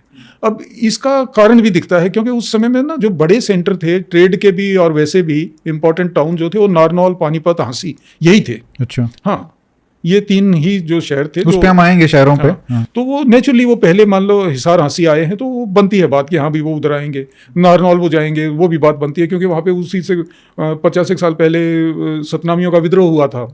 तो अभी भी वहाँ के लोग उस विद्रोह को याद रखे हुए हैं।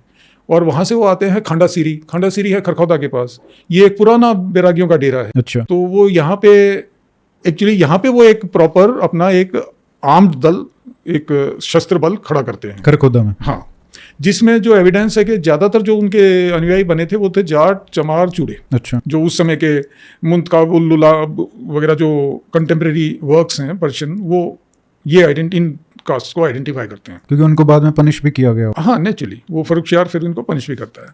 तो 1709-10 में अभी तक बहादुर शाह गद्दी पे है, और बहादुर शाह जो है उसकी कोशिश है कि वो किसी ढंग से जो औरंगजेब की अन्यायी नीतियां थी उनको डाइल्यूट कर दे। वो एक्चुअली चाहता है समझौते करना। तो वो इनके खिलाफ इतना कोई सेंट्रल एक्शन नहीं लेता है, फौजदार के लेवल पे ही इनसे जो सिरिंध का, ये यहाँ से ऊपर चले जाते हैं, फिर मुखलिसपुर जो नाहन के पास रदौर से लगभग 20 किलोमीटर पे, जिसको अब लोहगढ़ कहते हैं, वहाँ पे जाके अपनी राजधानी बना लेते हैं। तो वहाँ पे वो फौजदार के लेवल पे ही इनके साथ इनको कंटेन करने की कोशिश है।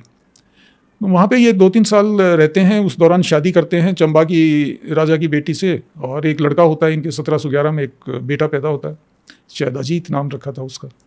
लेकिन उसके बाद 12 में इनकी बहादुर शाह की डेथ हो जाती है, और उसके बाद फर्रुखशियार के आने के बाद इनके खिलाफ प्रेशर बनना शुरू होता है मुगल्स का।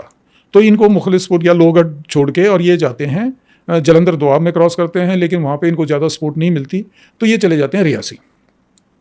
वहाँ पे ये लगभग 1.5-2 साल काटने के बाद फिर वापस आते हैं, और वो फिर आखिरी जो इनका लड़ाई होती है, और उसमें वो जो तत् खालसा जो कहते हैं, जो सिख अपने आप को प्योर सिख मानते थे, वो इनको छोड़ के चले जाते हैं, और ये फिर वहाँ पे पकड़ लिए जाते हैं, और उसके बाद उनकी दिल्ली के अंदर उनको मारा जाता है, उनके बेटे को भी मारा जाता है, छोटे से बच्चे को भी। तो 90% 95% जो इन्होंने लड़ाई लड़ी मुगलों के खिलाफ, या और जो लोकल गवर्नर्स थे या जो रूलर्स थे, वो हरियाणा में, और जो सरहिंद का थोड़ा बहुत एरिया।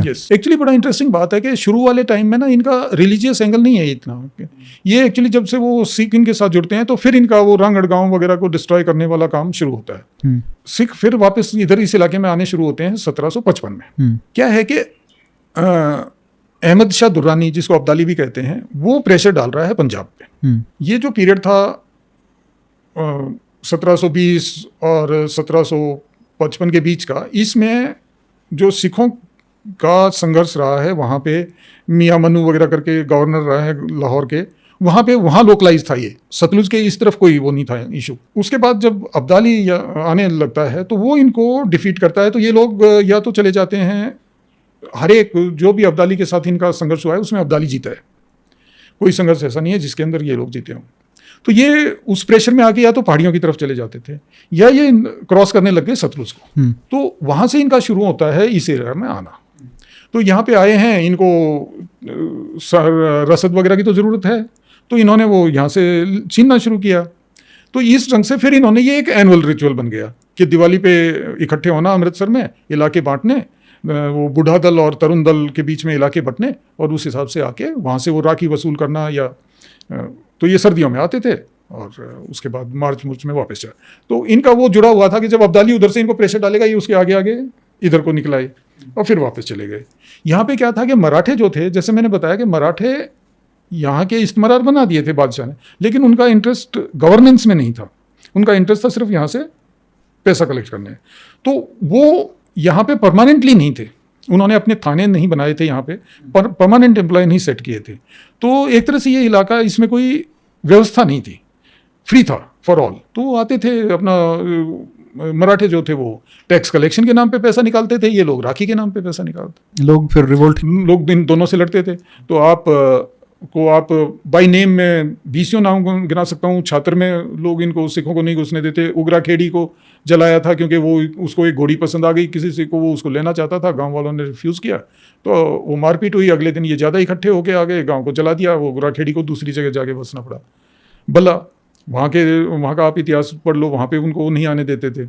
जहाँ तक मराठों का सवाल है, ये जो है नारा नारी में होलकर के खिलाफ उनका झगड़ा हुआ, अपना सांगी में मराठों के साथ झगड़ा हुआ, लठबजा, और भाई डीगल में लठबजा, प्रॉपर बैटल्स, प्रॉपर। डीगल में तो वो कोई अप्पा खंडेराव होता था, वो कोई 1 महीने तक घेर के बैठा रहा था, ये लोग भी बैठे रहे। और ऐसे ही सांगी में भी स्टैंड ऑफ हो गया था।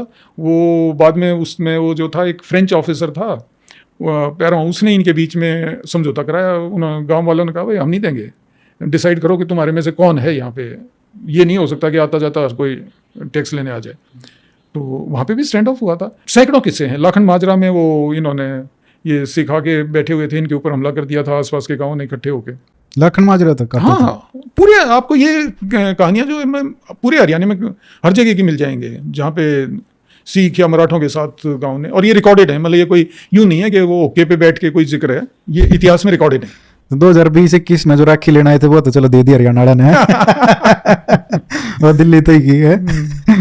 तो ये जो मराठाओं का जिस तरीके से इतिहास रहा यहाँ पे जो काम करने का है, और जो लोकल पॉपुलेशन में एक तरीके से रेजिस्टेंस आ गया मराठाओं के प्रति, जो इस तरीके का जैसे बिहेवियर, और ये कई साल चला, तो ये कहीं ना कहीं एक बहुत बड़ा फैक्टर रहा। एक ये भी था, और एक उनके जो राजा महाराजा थे, उनके जो रूलर्स थे जो यहाँ पे लड़ने आए 1761 में, जो युद्ध हुआ पानीपत का तीसरा युद्ध, उसकी हार और उसके बाद जो कुछ हुआ उसमें भी बहुत बड़ा एक तरीके से इन्होंने जो पहले कंडक्ट था इनका मराठाओं का, उसका बहुत बड़ा एक कारण था। यस, यू सी, अब जैसे पानीपत के युद्ध को जो इतिहास में प्रस्तुत किया जाता है वो सिर्फ ऐसे प्रस्तुत किया जाता है कि मराठे तो लड़ रहे थे हिंदुस्तान के लिए और दुर्रानी लड़ रहा था इस्लाम के लिए। एक्चुअली ये कुछ ज़्यादा कॉम्प्लिकेटेड था, वो अपने आप में एक स्टोरी है। लेकिन मेरा फोकस है कि उस युद्ध का हरियाणा पे क्या असर पड़ा। बहुत ही बुरा असर पड़ा। देखिए आप, मैंने अपनी बुक में एक उसको उदाहरण दे के डिस्क्राइब किया है। एक घोड़ा दिन में चारा लेता है, उसको चारा चाहिए, उसको दाना भी चाहिए और उसको चारा भी चाहिए। अब आप लाखों घोड़े इकट्ठे कर लो, लाखों बैल। उस समय जो ट्रक तो थे नहीं कि भी आप उसको सामान ले, बैलगाड़ियों में या ऊँटों पे सामान आता था। सैनिक जो थे या तो पैदल चलता था या घोड़े पे चलता था। ऐसा कोई व्यवस्था नहीं थी कि हर एक सैनिक को अनाज राशन सरकार की तरफ से सिस्टम है, उसको बंजारों से खरीदना पड़ता था। बंजारा जो है वो अब हर एक किस्म की गाड़ी का ना एक रेंज होता है। जैसे आप कोई भी लॉजिस्टिक कंपनी आज के दिन चलाओगे तो आपको पता है, आप कोशिश करोगे कि जहाँ पे भी हो सके, अगर समुद्री रास्ता अवेलेबल है तो मैं शिप से ही भेजूँ, बाई एयर ना भेजूँ। अगर सड़क और रेल के बीच में है तो मैं रेल से भेजूँ, क्योंकि वो सही रास्ता। ऐसे ही ये उस समय का भी था। अब जैसे बैलगाड़ी है, बैलगाड़ी लगभग 3 दिन के टर्नआउट से राउंड से ज़्यादा नहीं जा सकती। मतलब आप एक रात में चले गए, वहाँ रुक गए, अगले रात वापस आ गए। ज़्यादा खींच लिया आपने, एक रात का और सामान ले गए तो आप 2 रात चले गए, और भी ज़्यादा खींच लिया तो आप 3 रात चलिए। उससे ज़्यादा चलोगे तो आपकी बैलगाड़ी में आपके बैलों का राशन होगा, सामान नहीं होगा। आपको और लंबा जाना है तो आपको ऊँट लगाने पड़ते हैं। ऊँट भी 15-20 दिन से ज़्यादा लंबा खींचना मुश्किल है। तो जो ये होते हैं ना कीमती सामान, वो तो आप लंबा ले जा सकते हो, लेकिन अनाज वगैरह आप कोशिश करते हो, उस समय कोशिश होती थी उसी इलाके से लेने की। अब आप यूँ अंदाज़ा लगाइए, जो जितने भी रिकॉर्ड्स हैं वो अंदाजन ये बताते हैं कि उस टाइम लगभग 1.25 लाख घोड़े दोनों तरफ थे। इतने ही दुर्रानी के और उसके लोगों के थे, इतने ही इनके। इतने तो सारे मतलब लोग होंगे ना, जैसे नहीं, एक लाख बोला जाता है। घोड़े घोड़े सबके पास घोड़े थोड़ी होंगे, सबके पास कैवलरी जो सारी 100% कैवलरी नहीं थी। हाँ। लेकिन जो कैवलरी एलिमेंट था, अब जैसे दुर्रानी का खुद का जो एलिमेंट था वो प्योरली कैवलरी था, उसके साथ जो लोग जुड़े उनमें कैवलरी भी जुड़ी और इन्फेंट्री भी आई। जैसे अवध वाला आया तो अवध वाला अपने 15,000 कैवलरी लेके आया, कुंजपुरा वाले कुछ कैवलरी लेके आए, बाकी जो इनके रोहिल्ला थे ये दोआब के वो। तो इस ढंग से कुल मिला के उसके जो घोड़े इकट्ठे होते हैं वो सारे कुछ मिला मिलू के उसके लोकल एलाइज और उसके वो लगभग 1,15,000 1,25,000 के आसपास आते हैं। इतने ही मराठों के भी बनते हैं, क्योंकि मराठों की प्रॉब्लम क्या थी कि इनके साथ एक बहुत बड़ा सिविलियन वर्क चल रहा था। कोई इनके साथ पिलग्रिमेज जो मतलब तीर्थ यात्री थे वो लाखों में थे, औरतें भी थी, आदमी भी थे। तो कुछ पैदल चल रहे होंगे, कुछ घोड़े गधे पे बैठ के चल रहे होंगे, कुछ पालकियों में ऊंट के ऊपर चल रहे होंगे। तो इस ढंग से लगभग कुल मिला के इन दोनों सेनाओं के पास 2 लाख के आसपास तो घोड़े थे, 2 से ज्यादा, और लगभग इतने ही बैल, हाथी वगैरह थे, ऊंट थे। अब आप इनका यूं देखिए, अब ये कोई एक दिन की बात नहीं थी, ये लोग यहाँ पे रहे हैं नियरली 6 महीने। तो ये दोनों सेनाएं यहाँ रही हैं। अगस्त में दुरानी जो है वो अनूप शहर से निकल के और इधर को आता है, और ये लोग दिल्ली पहुंच गए। उसके बाद ये कुंजपुरा जाते हैं, वापस आते हैं, और उसके बाद पानीपत में अपना कैंप लगा लेते हैं, और दुरानी आके इनको घेरता है सितंबर ऑनवर्ड्स। तो ये जो 6 महीने हैं उसमें तो ये लगभग सारे ही यहाँ पे पानीपत और उसके आसपास हैं। अब इनके लिए चारा लेने के लिए दोनों की पार्टियां जा रही हैं। लोग इतने परेशान हो गए कि जैसे मेरठ के पास तो कुछ लोगों ने वो जाके उनको दुरानी वालों को बता दिया कि वो मराठे आए हुए हैं घास काटने, तो उनका आपस में मुठभेड़ होती है और इनका एक वो वहां पे मारा जाता है। पानीपत के आसपास 3 ही गांव बचे थे जो उस टाइम पे लोग रह रहे थे, बाकी लोग गांव छोड़ के चले गए थे, भाग गए वहां से। हाँ, क्योंकि उनके जानवरों के पास चारा ही नहीं बचा। उनकी जो फसल खड़ी थी वो तो ये लोग काट रहे थे। अच्छा, जो इनका अनाज था वो सैनिक को छीनने की कोशिश कर रहे थे। सर्दियों का टाइम आया तो इनके शहतीर और कड़ियों को जला के वो गर्म रखना था उन्होंने अपने आप को। ये जो पूरा इलाका था इसके अंदर एक तरह से जो खाने का सामान, चाहे वो जानवर का चारा था चाहे आदमी का, उसका अकाल पड़ गया था। ये सारी चीजें रिकॉर्ड हैं इनके कि भाई उस समय क्या हालत हो गई थी। पेड़ों के ऊपर पत्ते नहीं बचे थे, इतने तक वो चूंट लिए थे एक तरह से। तो इसलिए जब ये लड़ाई के बाद हार के जब ये गए हैं तो इनको आसपास में कहीं कोई सपोर्ट नहीं मिली, क्योंकि इनका बिहेवियर भी ठीक नहीं था पहले। जैसे नारा नारी में झगड़ा, डीगल का झगड़ा, सांगी का झगड़ा। मतलब ऐसी कोई जगह ही नहीं थी जहाँ लोग खुश हो मराठाओं से, क्योंकि इनका राज तो करना नहीं था, इनको बस वसूली करने आते थे। तो इनसे कोई खुश नहीं था। इनको सपोर्ट मिलने लगती है जब ये इधर वाले अपने एक तरह से आप कह सकते हो झज्जर को क्रॉस करते हैं। फर्रुखनगर के बलोच, पटौदी के बलोच, बहादुरगढ़ इस्माइला के बलोच, ये तो एम्बुश लगा के बैठे थे। सॉरी, ये बलोच भी और रांगड़ भी एम्बुश लगा के बैठे थे कि मराठा जो भाग रहे थे वहां से, हाँ, उनको मारेंगे। तो उसका एक काउंटर ये हुआ था कि वो जो जाटों के गांव थे उन्होंने इनको निकलने का रास्ता दे दिया कि भाई तुम हमारी तरफ से निकल जाओ। आगे जाके फिर उसने जहां से भरतपुर राज्य की सीमा शुरू हुई, वो उस टाइम तक उसका राज लगभग ये रेवाड़ी शेवाड़ी सब उसके पास आ रखे थे। तो उसका वहां से फिर इनको, वो तो डॉक्यूमेंटेड है कि सूरजमल ने उनको दिया। पर आम जनता का इनके प्रति सहानुभूति जरा सी भी नहीं थी ना। क्यों होती? आप इनका व्यवहार देखो ना। नहीं, आम जनता का तो छोड़िए, जो लोग जैसे महाराजा सूरजमल उनके साथ जुड़ गए थे पहले, लेकिन जो बिहेवियर था भाऊ का उसके बाद उनको छोड़ के चले गए वो। और लोगों के साथ भी, और उनके साथ तो कुछ साल पहले ही मराठाओं का युद्ध हुआ है भरतपुर स्टेट के साथ। बहुत रिलेशन बहुत खराब थे, लेकिन फिर भी वो जुड़े 1761 में जब युद्ध होना शुरू हुआ पानीपत का। एक जो था ना ये सिंधियाज, इनका हमेशा से थोड़ा सा व्यवहार बाकियों से बेटर रहा है। ये बड़ा इंटरेस्टिंग सी बात है कि Dattaji was not very popular. जो इनका पहले था, जो यहाँ पे मरा था दिल्ली में, यही दत्ताजी सिंधिया, हाँ, ये बुरारी घाट पे उसकी डेथ हुई थी। अब्दाली के खिलाफ लड़ने की कोशिश कर रहा था वो। एक्चुअली नजीब के सैनिक थे जिन्होंने उसको मारा था। बट एनीवे, एक उसको छोड़ दो, उसका व्यवहार थोड़ा सा अलग था। बाकी जो थे, और विशेष तौर पे महाजी का तो बहुत ही अच्छा व्यवहार रहा। महाजी सिंधिया बहुत अच्छा रहा। उसने एक्चुअली हरियाणा में काफ़ी हद तक सन 83 के बाद, 1783 के बाद उसने काफ़ी हद तक हरियाणा को संभाला। उस पर भी बात करेंगे, बट ये पूरा हमने कवर कर लिया कि पानीपत की जो युद्ध था, तीसरा युद्ध, उसका कॉन्टेक्स्ट क्या है।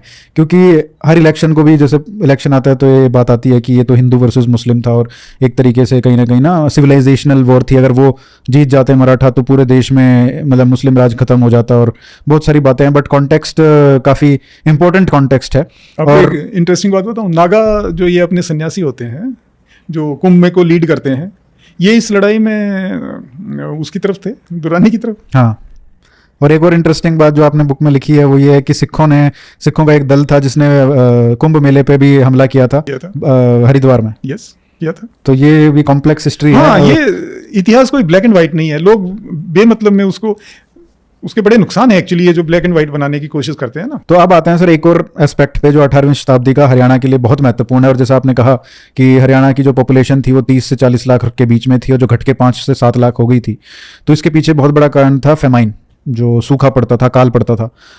तो वो बताइए कि वो 1783 का जो बोला जाता है संचालिसा, उसका नाम लोकल जो पार्लेंस है उसमें था, तो उसका क्या इम्पैक्ट रहा पूरे हरियाणवी समाज पे, और उसके बाद फिर हम आएंगे कि कैसे हरियाणा संभला। तो पहले ये बताइए कि 1783 का क्या इम्पैक्ट है। आप यूँ मानो कि जो 30-40 लाख के लगभग पॉपुलेशन थी सन 1701 में, वो सन 1760-62 जब ये पानीपत का युद्ध होता है तो वो आधी रह गई थी। अच्छा, तब 1761-62 तक ये आधी हो गई थी। आधी हो गई थी। उसका कारण ये सब लड़ाइयाँ और ये था। ओके। तो आप यूँ मानिए कि अगर 15-20 लाख थे उस समय, 1783 में अगर 15-20 लाख की जनसंख्या थी, तो वो 40 उसको घटा के 5 लाख पे ले आएगा। इसका इतना भयंकर असर हुआ था। सन 40 इसको आम भाषा में, क्योंकि संवत के हिसाब से ये 40वां साल बनता था, तो इसको सन 40 कहते हैं। हालत ये हो गई थी कि पूरा जो आज के दिन हिसार, सिरसा, ये पूरा जो एरिया है, भिवानी वगैरह मिला के, इसमें सिर्फ और सिर्फ 10 गांव थे जिनमें जनसंख्या बची थी, नहीं तो सब सिर्फ 10%। 10 गांव बस। पूरा बागड़ खाली हो गया था। अच्छा। हिसार बिल्कुल खाली हो गया था। हिसार शहर जो था वो बिल्कुल खाली हो गया था। और इधर हमने देखा कि ज्यादातर कौन रहते थे, मतलब हिसार में तो कोई नहीं रहता था। औरंगड़ अपने जब जानवर वगैरह चराने वहां पे जाने लगे तो वो वहां पे रुक जाते थे उन दिनों में। वो जो फिरोज शाह तुगलक का वो जो फोर्ट सा है उसमें, बाकी शहर में कोई आबादी नहीं थी। भिवानी में कोई आबादी नहीं थी। हांसी बसा हुआ था लेकिन बिल्कुल उजाड़ हालत थी। गांव तो जैसे मैंने बताया कुल मिला के 10 गांव थे, उनके नाम हैं, वही गांव बचे हुए थे, बाकी कोई गांव में आबादी नहीं थी। उससे आगे आओ तो जो ये रोहतक वगैरह वाला एरिया था, इसमें कुछ गांव छोड़ दिए गए थे, सारे नहीं छोड़े गए थे, लेकिन कुछ गांव यहाँ पे भी छोड़ दिए गए थे। मोटे तौर पे ये है कि 100 में से 75 गांव जो थे वो या तो खाली हो गए थे या बर्बाद हो गए, मर गए लोग, मतलब 25 गांव ही बचे हैं जो बसे हुए थे 100 में से। ये पूरे हरियाणा का, मतलब हिसार वाला एरिया तो, हिसार भिवानी तो खाली ही है, बाकी जो पूरा हरियाणा है इसको अगर आप एवरेज पे देखोगे तो 25% गांव बचे हैं, बाकी सब खत्म है। जनसंख्या भी घट के वही 25% रह गई। 20 लाख थी तो 5 लाख रह गई।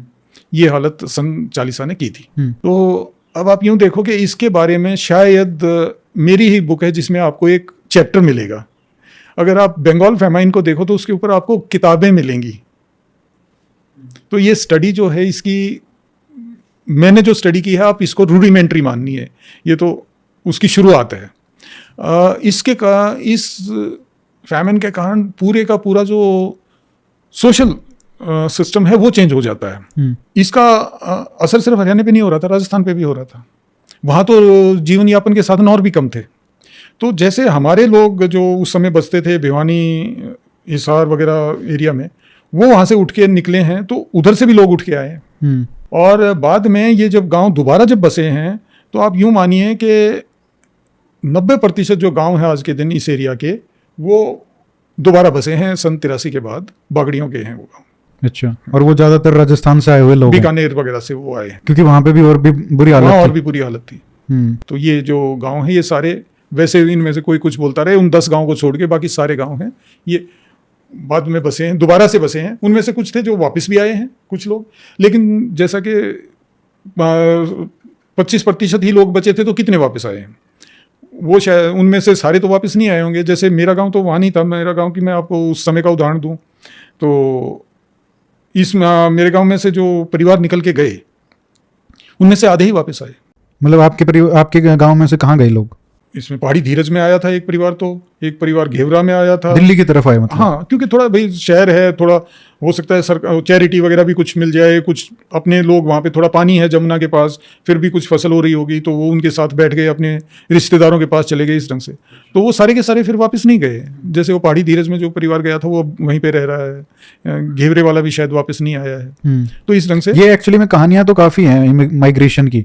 अगर आप बहुत सारे फैमिलीज की हिस्ट्री अगर आप देखोगे तो बहुत सारे लोग हैं जो झज्जर रोहतक में भी बसे हैं, वो भी बागड़ जो पहले था हाँ, वहां से आए हैं, और उससे पहले कहीं और से राजस्थान से आए हैं। तो राजस्थान से आने वाली तो बहुत कहानी है, बहुत है बिल्कुल, और ये इसी कारण से है। और इसमें सबसे बड़ा जो माइग्रेशन हुआ है वो हुआ है इसका 47 का। तो ये मतलब उस वैसे तो बहुत सारे अकाल पड़े होंगे 18वीं शताब्दी में, और उसकी वजह से भी बहुत लाखों लोग मरे होंगे, बट ये सबसे बड़ा इसका इम्पैक्ट था। क्या था ना, हमारे गांव की, जैसे हमने शुरुआत में बात की थी ना, वो जो एक सामाजिक व्यवस्था जो विलेज रिपब्लिक वाली थी, उसका एक बहुत बड़ा फायदा ये था कि उसमें बहुत अमीर तो कोई नहीं था, लेकिन बहुत गरीब भी कोई नहीं था। तो उसमें क्या था कि जो सस्टेनेंस एबिलिटी थी, आप उसका अगर मुकाबला करें किसी किसान से जो अवध में रह रहा था, या कोई किसान जो से राजस्थान में था, उसके मुकाबले में इनकी कैपेबिलिटी ज़्यादा थी, क्योंकि इनका बीच से का काम था। तो इनको उजाड़ना इतना आसान नहीं था, ये इतनी आसानी से नहीं उजरते थे कि हर एक अकाल में उठ के चल पड़े। ये उजड़ते थे, या तो भाई रोज हमले हो रहे हैं तो भाई शिफ्ट कर गए, या फिर ये 40 जैसा अकाल। तो वो जो बाद में एक रिकॉर्ड है जिसमें वो कहा जाता है कि ये जो गांव हैं हरियाणा के, ये एटर्निटी से चलते आ रहे हैं। जब खतरा आता है तो हो सकता है ये उठ के चले जाएं, लेकिन ये वापस आते हैं, वापस आके वही जमीन जोतना शुरू करते हैं। इन सबको पता होता है कि मेरा हिस्सा कौन सा है, उसी हिस्से पे आके ये दोबारा अपना काम शुरू कर लेते हैं। तो मतलब वो जो लेखक है वो कहता है कि भाई तुर्क भी आया, मुगल भी आया, मराठा भी आया, सिख भी आया, अंग्रेज भी अब आ रखा है, अंग्रेज के टाइम की राइटिंग है ये, हम भी चले जाएंगे, ये यहीं रहेंगे। मुश्किल आएगी, हो सकता है ये कुछ समय के लिए उठ के चले जाएं, लेकिन फिर वापस आएंगे। तो ये अपने एरिया में एक बड़ी खास बात रही है, क्योंकि परमानेंटली नहीं जाते थे वो। तो फिर इसके बाद रिकवरी कैसे होती है? मतलब आपने महादजी सिंधिया का नाम लिया कि कैसे उन्होंने काफ़ी कंट्रीब्यूशन किया, तो वो रिकवरी, और उसके बाद महादजी सिंधिया और एक और जो कैरेक्टर आते हैं जॉर्ज थॉमस, उनका भी काफ़ी बड़ा एक रोल रहा हरियाणा में 18वीं शताब्दी में। महादजी सिंधिया जो थे वो रियली एक स्टेट्समैन थे। अगेन ये एक बड़ी ट्रेजेडी है कि हमारे इतिहास से उनका नाम गायब है। मैं उनको ये जो बाकी नाम लोग लेते हैं उनसे कहीं ऊपर मानता हूँ। ये लंगड़े हो गए थे ये जो पानीपत वाला लड़ाई थी, इसमें उस समय ये 18 साल के नौजवान थे। तो वो बड़ी एक इंटरेस्टिंग सी कहानी है कि कैसे इनका एक वो पठान पीछे करता रहा, 3 दिन बाद इनकी घोड़ी थक के गिर गई और ये भी गिर गए थे, खाना पीना भी नहीं किया हुआ था। तो उसने इनके वो जो जेवर वगैरह थे वो लूटे और इनकी टांग को तोड़ गया था वो। तो उसके बाद ये जीवन भर चल नहीं पाते, तो इसलिए ये इनका वेट भी बढ़ गया था बाद में। लेकिन ये जो था एक बहुत ही दूरदर्शी व्यक्ति था। ये था जो पानीपत युद्ध में जब मराठा पावर खत्म हो गई उसको वापस लेके आता है नॉर्थ इंडिया में, और सन 71 में ये शाह आलम को एस्कॉर्ट करके लाता है इलाहाबाद से, जहां वो अंग्रेज़ों के प्रोटेक्शन में रह रहा था, वहां से दिल्ली वापस। और वकील मुतालिक पेशवा को वो नियुक्त होता है, और ये नायब वकील मुतालिक नियुक्त होता है, यानी कि रीजेंट यू कैन से, जो एक्चुअल जो राज्य चलाने वाला। बाद में पर फिर ये सन 71 से सन 83 तक का समय जो है, इसको वो मराठा की जो इंटरनल पॉलिटिक्स थी उसमें भी इसका बड़ा समय बर्बाद होता है।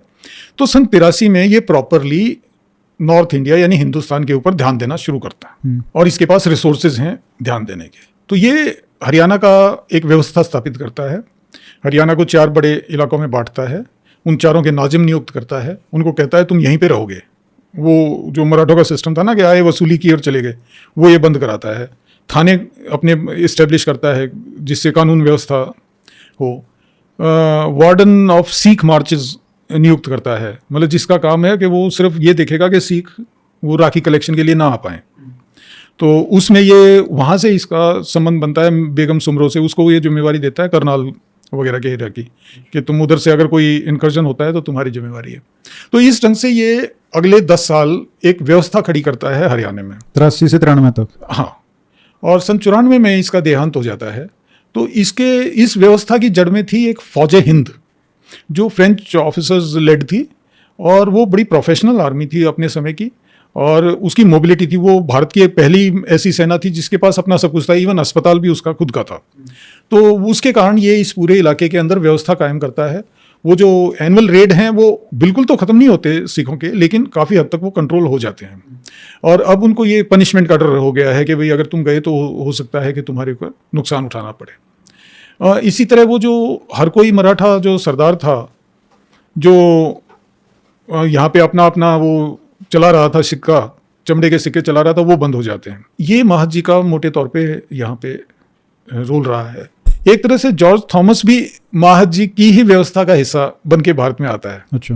मतलब यहाँ पे अपने हरियाणा में आता है कि अपा खांडेराव नाम का एक व्यक्ति था जो पहले महत जी के सर्विस में था, उसको उन्होंने किसी कारण से बर्खास्त कर दिया था, तो वो इसको अपने एम्प्लॉय में लेता है। महत जी की डेथ के बाद वो कोशिश कर रहा है अपा खांडेराव कनौड एरिया में, जिसको महेंद्रगढ़ कहते हैं, इस एरिया में अपनी एक रियासत खड़ी करने का। तो वो इसको हायर करता है। ये शुरू में तो था बेगम के पास। बेगम जब बेगम को जिम्मेवारी थी of warden of Sikh marches, तो उसने इसको करनाल में लगाया था, करनाल और सहारनपुर वगैरह वाले एरिया में लगाया था। उसके बाद इसका बेगम से झगड़ा हो गया था, बेगम समरू से, और ये फिर आ जाता है अपा खांडेराव के उसमें, और वहाँ से इसका हरियाणा में आगमन मानिए। तो इसका क्या इतना रोल है, मतलब इतना बड़ा? इसका रोल जाजगढ़ नाम भी है उनके, जॉर्जगढ़ जाजगढ़ हो गया अब तो। हाँ, ये एक बंदा था, ये बिल्कुल अनपढ़ था, लड़ाई लड़ने का बड़ा शौकीन था, बड़ा लंबा चौड़ा आदमी था, 6.5 फीट के आसपास की हाइट, और पैदल चलना पसंद करता था। जब लंबा चलना हो तो भी घोड़े पे या हाथी पे नहीं बैठना पसंद करता था, पैदल चलना पसंद करता था। लेकिन इस व्यक्ति के अनपढ़ था और लड़ाई पसंद था, पर फिर भी इसके अंदर ना एक वो ऑनेस्टी की भावना थी। तो इसका जो लोगों के साथ डीलिंग था ना, वो बड़ा ट्रांसपेरेंट था। तो जैसे इसका सबसे पहला जो युद्ध होता है वो मेयो के साथ होता है तिजारा में। तो मेयो इसकी घोड़ी चोरी कर ले जाते हैं रात को, तो ये अगले दिन वो घोड़ी तो ये ले आता है वापस। तो बेसिकली वो तो पनिशमेंट थी कि भाई ये अपनी पावर दिखाना चाहता था कि तुम वही काम नहीं कर सकते जो बाकियों के साथ कर रहे हो। लेकिन ये उनसे इतना खुश होता है कि उनको फिर बाद में ऑफर करता है कि तुम अगर चाहो तो मेरे साथ ज्वाइन कर लो, मेरी फौज में ज्वाइन कर लो। उनको ज्वाइन करा लेता है। वहाँ से आगे आता है बेरी में, इसका ये जाटों के साथ झगड़ा होता है। फिर वो बड़ा ज़बरदस्त झगड़ा होता है बेरी में। तो कोई 500-600 मरे थे जाट। लेकिन वही बात, वही मेयों वाली बात, इसको उनकी वीरता पसंद आती है, तो उनको कहता है भाई ठीक है, लड़ लिए, अगर तुम मेरे साथ सर्विस करना चाहो तो उनकी एक टुकड़ी बना लेता है, एक मेयों की टुकड़ी बना ली, एक इनकी टुकड़ी बना ली। कुछ दिन बाद फिर उसका कानौर के पास इनसे रांगड़ों की एक टुकड़ी बना ली। तो एक तरह से इसने ना एक वो ट्रेडिशन, अगर आप सोचो कि ये जो फार्मर सोल्जर ट्रेडिशन है ये हरियाणा में कहाँ से शुरू होती है, तो ये जॉर्ज थॉमस से शुरू होती है। तो ये कास्ट वाइज जो एक तरीके से यूनिट्स बन गई। हाँ, ये पहला व्यक्ति जो था वो ये जॉर्ज थॉमस था जिसने ये खड़ी की। तो ये बाद में जब ब्रिटिश इंडियन आर्मी बनती है उसमें भी कहीं ना कहीं ये ट्रेडिशन वहीं से आया है। ये एक्चुअली जॉर्ज थॉमस के खिलाफ आखिरी वाले युद्ध में जेम्स स्किनर शामिल था। हाँ। जेम्स स्किनर को फिर अंग्रेज जिम्मेवारी देते हैं हरियाणा में एक टुकड़ी स्थापित करने की। वो फिर शुरू में तो उधर से करता है रोहिलों का रिक्रूटमेंट, लेकिन वो जल्दी ही फिर यहाँ से लोकल रिक्रूटमेंट शुरू कर देता है। तो कहीं ना कहीं वहीं से इंस्पायर। हाँ, तो वो सारा, क्योंकि हम बात करेंगे स्किनर का, क्योंकि बहुत बड़ा कंट्रीब्यूशन है उनका। तो ये जॉर्ज थॉमस से इंस्पायर। जॉर्ज थॉमस था जो पेंशन शुरू की उसने अपने सैनिकों के लिए। अच्छा। तो अगर कोई मारा जाता है तो उसके परिवार को इतना दिया जाएगा, कोई घायल होता है तो उसको इतना दे के भेजा जाएगा। ये ऑनेस्ट आदमी था वो, इसलिए आम जो उसका जो फोक हिस्ट्री है उसमें जहाँ पे भी सुनोगे लोग उसका अच्छा ही बोलेंगे। अच्छा, अब हम, क्योंकि ये पूरी 1700 से 1800 तक हम आ गए हैं, पूरी 18वीं शताब्दी में, और बहुत सारा एक तरीके से अनार्की और डेवस्टेशन और एक तरह से डीपॉपुलेशन होता है हरियाणा में। बहुत एक तरह कहा जा सकता है कि सबसे खराब सदियों में से एक सदी हरियाणा के इस एरिया ने देखी होगी। इसमें मैं आखिरी में बस ये पूछना चाहूँगा कि जो शहर थे वो किस तरीके से बदले, कि 1700 में जो शहर थे जो उस टाइम पे माने जाते थे, क्योंकि हमने देखा अगर हम पिछले 100 साल में जाएं तो आज जो शहर हैं, गुड़गांव कुछ नहीं था पहले, लेकिन आज अलग शहर है ना, उनका इंपॉर्टेंस अलग है। तो क्या 1700 से 1800 तक आते आते उन 100 सालों में शहर कितने बदले? एक्चुअली हरियाणा में 3 ही शहर थे, हांसी, नारनौल और पानीपत। इनमें नंबर 1 को अगर आप देखोगे तो वो था नारनौल, नंबर 2 पे था पानीपत।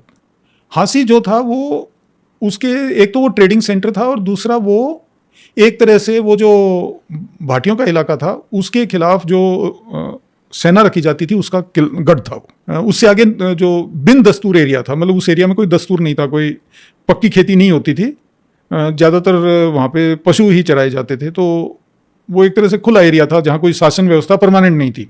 तो हासिद का तो मेन काम वो एक आउटपोस्ट का था, एक फोर्ट का था। नारनौल का जो मेन काम था वो था ट्रेडिंग सेंटर। जितने भी साउथ से जो दो मेन रास्ते आते हैं, एक आता है राजस्थान से और दूसरा आता है डेक्कन से। तो डेक्कन वाला तो आगरा से जमुना के साथ साथ फरीदाबाद, दिल्ली। जो राजस्थान से एरिया रास्ता आता था वो आता था नारनौल से। और एक डेक्कन वाले का भी ऑफशूट जो था धौलपुर से निकलने के बाद अगर वो आगरा नहीं गए तो वो फिर सीधे नारनौल की तरफ आते थे। तो एक तरह से ये जो था एक कम्युनिकेशन हब था। और इसका एक पुराना इतिहास है, इसका स्पिरिचुअल इतिहास है नारनौल का। हाँ, जैसे यहाँ पे ना सिर्फ वो उनके सूफी वगैरह हुए हैं, इवन सतनामी का जो जन्म स्थल है वो नारनौल ही है। तो नारनौल का दोनों ढंग से ये, मतलब दोनों क्या तीनों ढंग से, communication centre, economic centre, religious centre, ये तीनों ऐसे ही पानीपत का था। सिर्फ फर्क पानीपत और नारनौल में ये था कि पानीपत का एरिया थोड़ा ज़्यादा सरसब्ज था, वहाँ पे ज़्यादा उपजाऊ एरिया था, यहाँ पे पानी जमुना का पानी था। तो मेन तो यही थे। उसके बाद था रिलीजियस सेंटर थानेश्वर। थानेश्वर बहुत इंपॉर्टेंट रिलीजियस सेंटर था। इनफैक्ट वो तो हर्षवर्धन के हाँ बिल्कुल। ये जो कुरुक्षेत्र बसा के सन 47 के बाद उसकी एक तरह से कल्चरल इंपॉर्टेंस को इन्होंने कम किया है। नहीं तो थानेश्वर की हमेशा से रही है, तीर्थ माना जाता था। बल्कि उस समय तो, उस सदी में तो लोग साउथ से भी, ये जो पेशवा की पत्नी आती है, एक विशेष दौरे पे आई थी। वो पत्नी या माँ आई थी शायद, उसकी माँ, एक ही पत्नी एक ही माँ होगी। हाँ। तो वो विशेष तौर पे थानेश्वर में स्नान करने आई थी। और अपने उधर वाले एरिया के लोग जो थे वो अस्थियां प्रवाह के लिए गंगा पे नहीं जाते थे, कैथल में वो जो वहाँ कराते थे। ठीक है सर, अब हम सेकंड पार्ट में ये हमने 18वीं शताब्दी का कर लिया। 19वीं शताब्दी में कैसे ब्रिटिश आते हैं और उनकी बेसिकली एक बात है ना कि हरियाणा में जो इतना डेवस्टेशन देखा है इस शताब्दी में, और उसके बाद जो चेंजेस आए 19वीं शताब्दी में बिकॉज ऑफ द ब्रिटिश, और उसकी वजह से उनको क्यों इतना जो आसानी रही शासन करने में हरियाणा में, उसका एक बहुत अच्छा कारण है। क्योंकि जो डेवस्टेशन उन्होंने देखा, जो इतनी बुरा समय देखा पिछली शताब्दी में, उसके कंपैरिजन में जो ब्रिटिश शासन था वो बहुत अच्छा था। यस। तो इसीलिए जब हम बात करते हैं कि सबको एक तरीके से ही देखने वाली बात, तो उसमें फिर कॉन्टेक्स्ट आ जाता है हिस्ट्री का। यस। कि ब्लैक एंड व्हाइट नहीं है यहाँ पे चीजें। अगर आप ये एपिसोड देखोगे और ये बुक्स पढ़ोगे, हरियाणा की ये हिस्ट्री पढ़ोगे 18वीं शताब्दी की, तो आप और 19वीं शताब्दी का कॉन्ट्रास्ट देखोगे तो आप भी कहोगे कि अच्छा ही था। फिर तो लोग ऑफकोर्स कहेंगे कि भाई ये अंग्रेजों का राज तो इससे बहुत अच्छा है। उसके बाद हालांकि बहुत चेंजेस आएंगे, 20वीं शताब्दी में अलग चीज़ें होंगी, लेकिन 19वीं शताब्दी की बात हम अगले एपिसोड में करेंगे। So thank you so much sir, फिर से मिलते हैं। Thank you. Thank you.